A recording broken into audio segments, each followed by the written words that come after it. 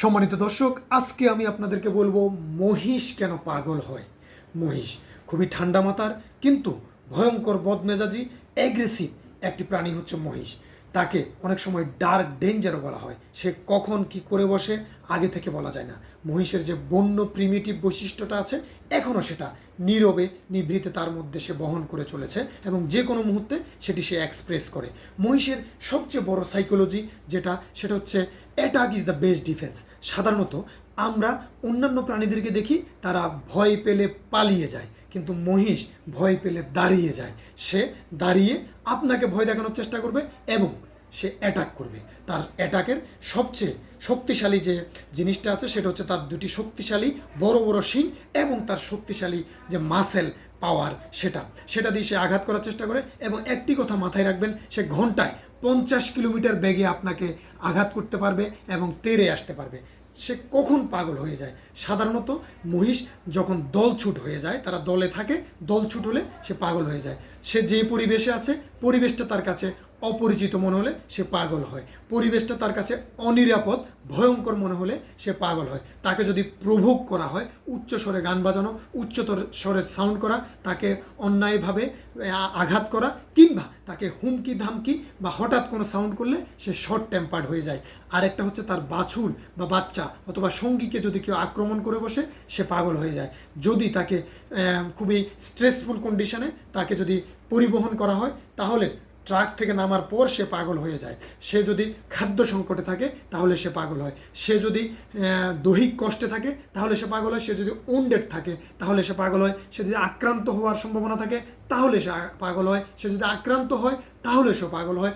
রোগের কারণে সে পাগল হতে পারে, যেমন রেবিস এবং বিভিন্ন ধরনের মেটাবলিক ডিজিজ আছে যেগুলোর কারণে সে পাগল হতে পারে। এছাড়া ব্রিডিং সিজনে সবচেয়ে ইম্পর্টেন্ট, তখন সে পাগল হতে পারে। এবং যদি সে সাফিসিয়েন্ট না পায় তাহলে সে পাগল হতে পারে। বয়স্ক পুরুষ মহিষের ক্ষেত্রে সে যদি দলছুট হয়ে যায় এবং ব্রিডিং করতে না পারে তাহলে সে আক্রমণাত্মক এবং পাগল হয়ে যেতে পারে। ভয় পেলে সে পাগল হয়ে যেতে পারে। এছাড়া মহিষের একটা সাইকোলজি হচ্ছে সে নেভার ফরগেট। সে তাকে যে তারা আঘাত করে এই কথাটা সে কখনো ভুলে না এবং ক্ষমাও করে না। আমরা যারা ভেটেনারি ডাক্তারি করি অনেক সময় দেখা যায় আমরা মহিষকে ভ্যাকসিন দিয়ে আসি, বিভিন্ন চিকিৎসা করার সময় ইনজেকশন মারি। সে কিন্তু এই কথাটা তার মেমোরিতে গেঁথে রাখে। আমরা ওর কাছে যখন দ্বিতীয়বার তৃতীয়বার 3 মাস 4 মাস 5 মাস 6 মাস পরে গেলেও সে কিন্তু আমাদের দিকে তাকায় এবং আমাদেরকে চিনে। সে ইনভেস্টিগেটিভ যে দৃষ্টি, সে অনুসন্ধিৎস দৃষ্টিতে আমাদের দিকে তাকিয়ে থাকে। তখন আমরা বুঝি যে সে আমাকে চিনেছে এবং আপনি শিওর থাকেন সে যদি তখন ছাড়া পায়, সুযোগ পায়, সে নিশ্চিত আপনাকে আক্রমণ করবে। কিংবা যে ডাক্তার তাকে সুই দিয়েছে, ঘাই দিয়েছে, ইনজেকশন দিয়েছে, ভ্যাকসিন দিয়েছে, তাকে সে অ্যাটাক করবে এবং সে প্রতিশোধ নিয়ে নেবে। এই জন্যই বলে যে মহিষ একটা লাইন ফলো করে যে নেভার ফরগেট।